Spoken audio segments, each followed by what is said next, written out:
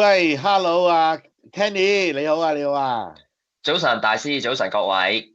係啦，咁啊又係到 ETF 咁樣吹啊吓，南方東英特約嘅咁啊講下啲 ETF 啦，咁啊唔睇啊，成日講輪咁刺激啊吓，咁啊喂，我睇到咧，你哋個資金流向嗰度咧，似乎仍然繼續都係隻3033個資金流向都幾勁喎，係咪啊？係啊，大師。咁睇翻今個星期啦，我哋隻3033恒生科技指數 ETF 啦，都已經超過9億嘅流入啊。咁見到係。你話最近嚟講啦，的確個市場比阿 Trump 啲言論就搞到發嚟發去啦。咁我哋都有同大家講啊，千祈唔好跟車太貼啊，因為你日升日跌嘅話，你要去捉都唔太容易啊。咁但係睇翻今個星期嚟講啦，去到今朝咧，見到暫時個恒指同埋科指都企穩少少嘅情況底下啦，喺今個星期都係見到以做好倉為主嘅，包括用我哋隻3033去分注吸納啦，亦都可以用我哋隻7226科指嘅睇升兩倍啊！見到今個星期都幾多資金啊流入呢兩隻 ETF 度啊，即係唔知係咪各位投資者咧都覺得，其實都有啲 係 taco trade 嚟嘅啫，係咪入定貨等定去反彈都會比較適合咧？大師你又點睇咧？嗱，你當然啦，你可以覺得咧就特朗普係 taco 嘅，咁啊基本上佢無時無刻都係咁樣出經嬲噶啦。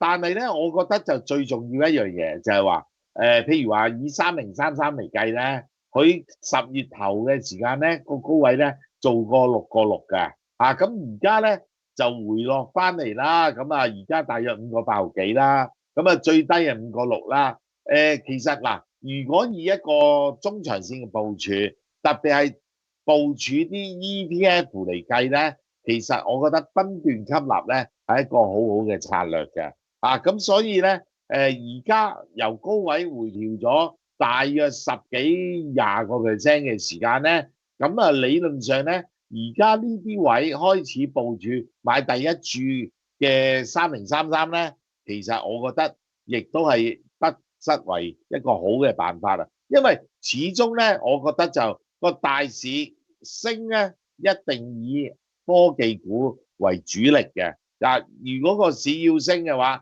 就一定科技股為主。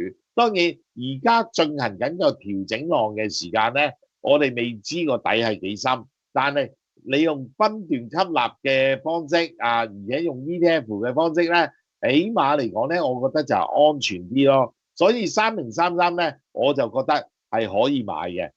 至於7226咧，因為有2倍槓桿啊嘛，咁啊大家喺注碼上咧就要較為細啲啦。咁啊，亦都係啦，個波動咧就可能會大啲嘅嚇。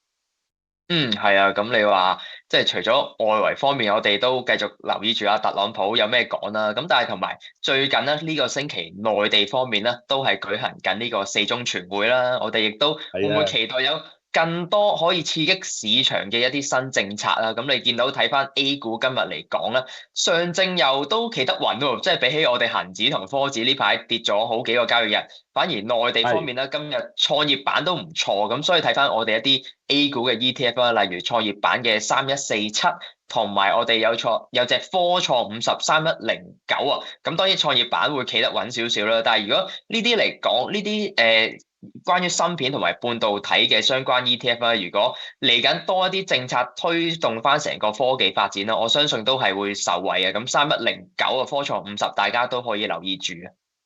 係啊，嗱，其實咧，我始終咧就睇好咧，芯片半導體嘅市場嘅，呢個無可否認，亦都係不容置疑嘅啦。咁當然3109咧，南方科創板嘅50啦，咁就係正正就係可以買到呢類嘅股份。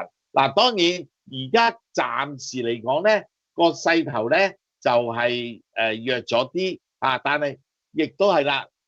買 ETF 真係㗎，你要不斷用一個分注吸納嘅方式嚟到溝貨，咁你先至可以摸到個靚底嘅，否則嘅話咧，你唔知究竟係底未啦。咁我覺得亦都係啦，3109咧到而家呢啲位啦，因為佢股價咧亦都係㗎，由十月中嘅時間咧就上咗14個半啦，而家回調到12個幾，咁啊回咗20%嘅時間咧，我覺得買一注係冇壞嘅。咁當然啦，即係你話科創嘅 A 股好啦，但係我始終咧就保守啲，我就反而咧中意咧2822啊，二八哦，二二我 嗱係啦，A50 係啦。咁啊係啦，因為咧我始終覺得咧金融股仲未升夠嘅咁所以 A50咧南方 A50咧呢隻2822咧，亦都係我其實都推介咗好耐㗎啦，大家都知㗎啦，其實基本上過去一年都係持續一個上升嘅趨勢啦。咁嗱，而家 A50咧，我覺得15個1毫3，如果你未買嘅，你可以買住一注先。就預多一注溝咧，就係14個半至14個8度，咁咧就分兩注去做啦。咁我自己睇個 A 股咧，其實好樂觀嘅。我諗年底咧係有機會上證指數咧去4000到4200㗎，咁所以呢個亦都係把握住機會，唔好睇少係啦。嗯，係啊，即係大師啱啱講嘅2822啦，亦都係比較多舊經濟一啲內銀內險啦。咁呢排都見到啲資金咧，都係主要留翻呢個板塊。咁所以你話如果要一個廣闊大包圍啲嘅2822，亦都係適合啊。咁大師，我哋睇完我哋中國呢邊，不如講下個日經啦。啱啱都見到你哋傾緊個日本市場啦，係啊。係啊，嗱日股咧就由高市早苗咧當選自民黨個總裁之後咧，就一下就抽上嚟啊！咁當日我記得咧就升咗咧2000點嘅，又裂口開高。咁其實咧令我即時諗起咧，Trump 當選總統嘅時間咧，Trump trade 咧亦都係令個美股咧升咗千幾點嘅。好啦，首先我諗一樣嘢就係話，喂，有冇炒錯先？即係唔好我當市場係萬能啊，市場都係經常都會錯噶啦。咁有冇炒錯咧？因為如果以市場憧憬高市早苗佢嘅策略咧，就係寬鬆貨幣政策，咁自然大家就會覺得刺激到日本經濟諸如此類啦。但係實際上環境上可唔可以咧？我就有個疑問嘅。咁反而我會覺得就話，喂，如果日股借佢呢個咁嘅抽升嘅借口嚟到去升咗上嚟嘅，而且升到差唔多50000點嘅水平咧，我就覺得似乎係時候咧開始可以做下啲淡倉。當然，如果做淡倉嘅、做窩輪嘅就槓桿大啲啦，或者風險高啲啦。咁如果用翻個 ETF 咧，咁應該係幾好幾合化算喎。咁我就知道你哋南方東英咧又出咗隻有一隻就日經嘅反向 ETF 喎，7515喎，係咪啊？係啊，大師咁講到日經方面啦，我哋睇翻我哋啲 ETF 嚟講啦，都係7515呢個日經225反向2倍嘅產品啦，都係比較多資金嘅流入啊。今個星期都有成過千萬嘅流入啊。咁唔知係咪因為大家都覺得，其實高市早苗其實喺呢幾個星期大家都差唔多幾確認係佢會選到噶啦嘛。咁當個消息出完嚟之後，咁就散水噶啦。咁所以就多資金用翻反向去部署，咁但係呢度都可以同大家提醒下啦。其實我哋日經咧都有正向嘅產品嘅，咁包括呢個日經225嘅實物 ETF 3153啦。因為你見到成個日經225其實喺呢半年嚟講啦，其實都係一個上升趨勢。如果你仍然係睇好日本嘅經濟咁都可以用翻呢一隻實物嘅 ETF 去部署啊。咁如果再進取啲嘅，我哋都有隻2倍嘅睇升，就係7262日經225嘅睇升2倍啊。咁如果大家都係覺得嚟緊高市早苗個政策都係比較寬鬆嘅刺激經濟，咁喺 yen 又弱嘅情況底下，會唔會個股市再有得再炒上多一波咧？咁呢啲正向嘅工具都係提供翻俾大家可以去捕捉啊。咁但係當然我見到大師啱啱喺之前一節咧就有少少睇淡日本嘅短線嚟講，係咪呢個？我諗短線咧或者中線咧，我都會睇淡嘅。中長線睇淡嘅因素咧就建基於基本因素。我覺得而家日本其實都係滯脹嘅情況㗎。咁你至於短線咧，就既然係因為高市早苗嘅因素嚟到抽到上去5萬樓上5萬跟住就翻轉頭嘅話咧，我覺得5萬應該個阻力咧就會好大。咁翻轉頭起碼都見翻4萬先啦。咁所以嚟講咧，就短線亦都係睇淡嘅。咁所以我就覺得7515咧就係好嘅選擇啦，2倍反向槓桿嘅，係啦。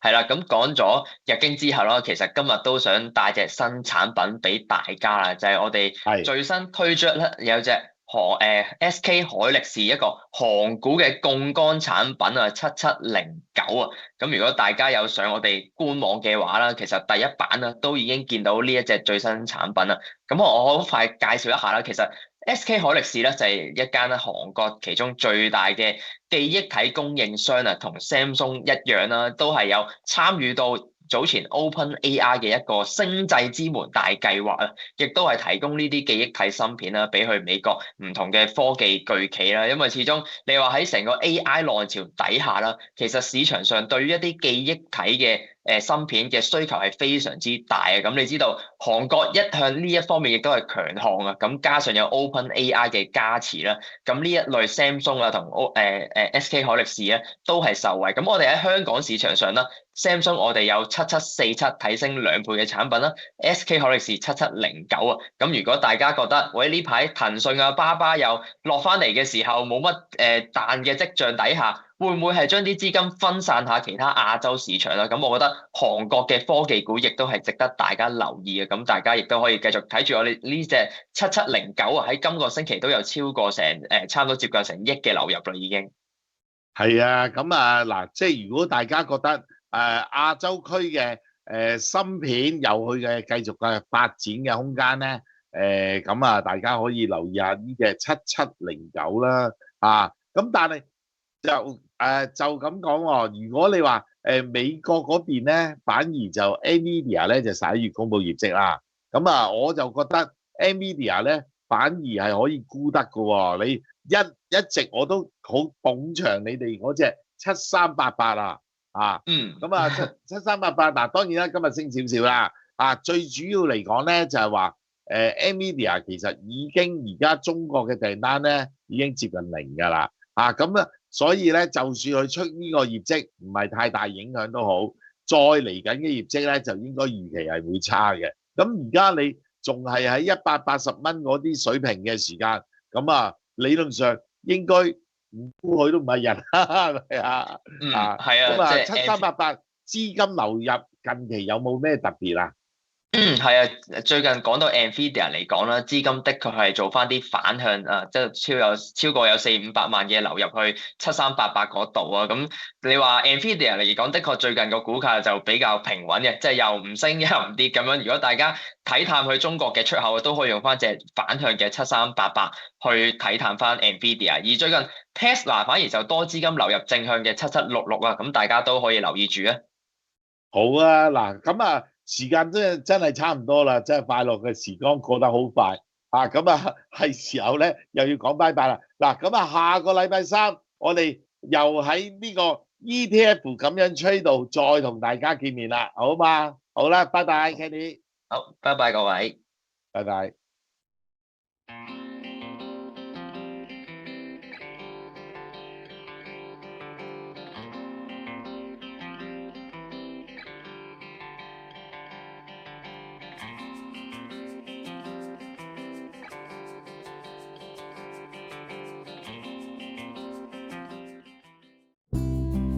免責聲明 Rega Finance 竭力提供準確資訊，為不保證絕對無誤。資訊如有錯漏而令閣下蒙受損失，不論公司是否與侵權行為、訂立契約或其他方面有關，本公司概不負責。